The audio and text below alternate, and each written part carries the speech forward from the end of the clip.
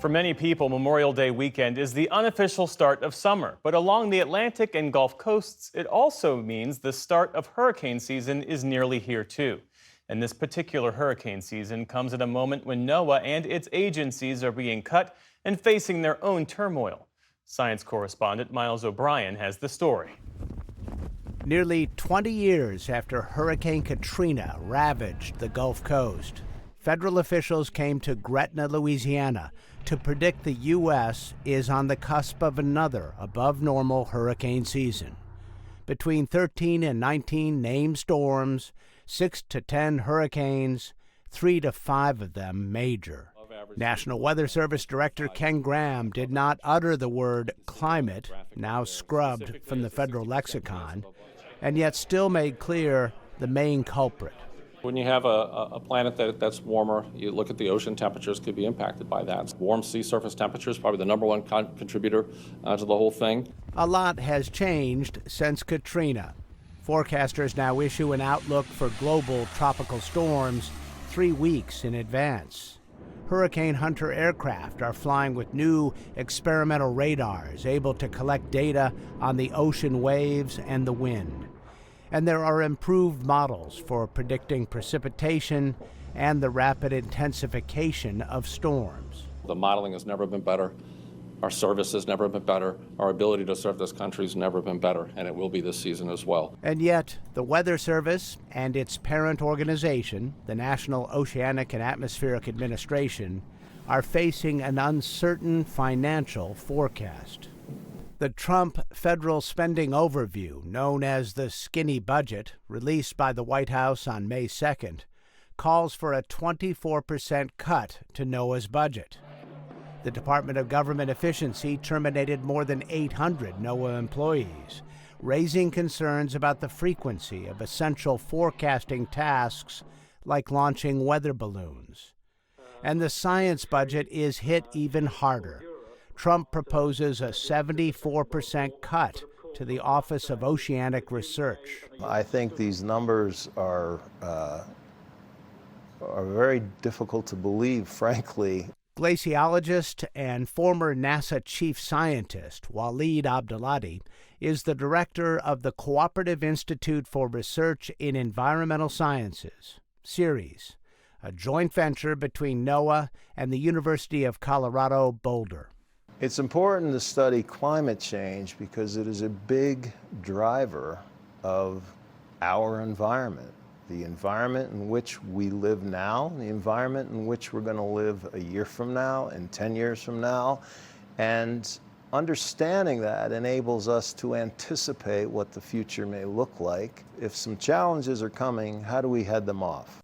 At first, the Trump budget sought to eliminate all funding for climate, weather, and ocean laboratories and cooperative institutes housed primarily at major research universities.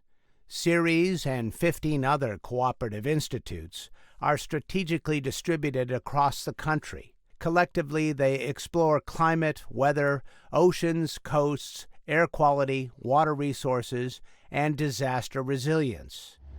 The Cooperative Institute at the University of Miami is deploying drones and remote research vessels to improve hurricane forecasts. In Boulder, Waleed Abdelati showed me some of the tools they have developed to predict how fires behave. But this is derived from satellite observations. Coupling this with information on the ground, drought information, how much fuel is there for a fire, to really get at the dynamics and the ultimate implications. Certainly there are many places like Park City. That's what this team of CERES scientists is focused on. They manage the Western Water Assessment, one of 13 NOAA-funded teams across the country focused on climate adaptation. They work closely with small agricultural and ranching communities, trying to cope with worsening drought conditions fueled by rising temperatures. Benet Duncan is the managing director.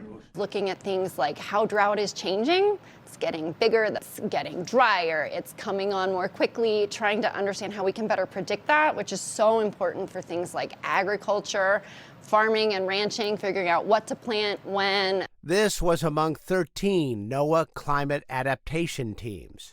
At least one has closed, and there are concerns that others may as well. What would you do if it ended? If it ended, I don't know. I was one of the people who hoped to retire here at Ceres with Western Water Assessment. Like I really, it's my passion and I love it. And so if it ends, I'm gonna kind of have to restart and figure out what that means. It's worse in parts of western Colorado now. Her colleague, hydrologist Nels Bjarke, is a newly minted PhD, now eyeing greener scientific pastures. If I lost this job, it is unlikely that I would re-enter the workforce here in the U.S. I probably would move to Australia. There are plenty of positions I would be qualified to do, and it is much less adversarial. When we visited, layoffs were imminent. However, after the universities and members of Congress raised serious concerns, Commerce Secretary Howard Lutnick approved funding requests for Ceres and a few other cooperative institutes that were on the brink. But the extent and duration of the reprieve are uncertain, and uncertainty is something NOAA is chartered to fight. Despite all of this, Ken Graham offered some assurances. And we had some folks go, and but we're going to make sure that we have everything that we have on the front lines. Every warning is going to go out. But the most important warning may be coming from scientists now sidelined, who were doing the work that makes the forecasts better. For the PBS NewsHour, I'm Miles O'Brien in Boulder.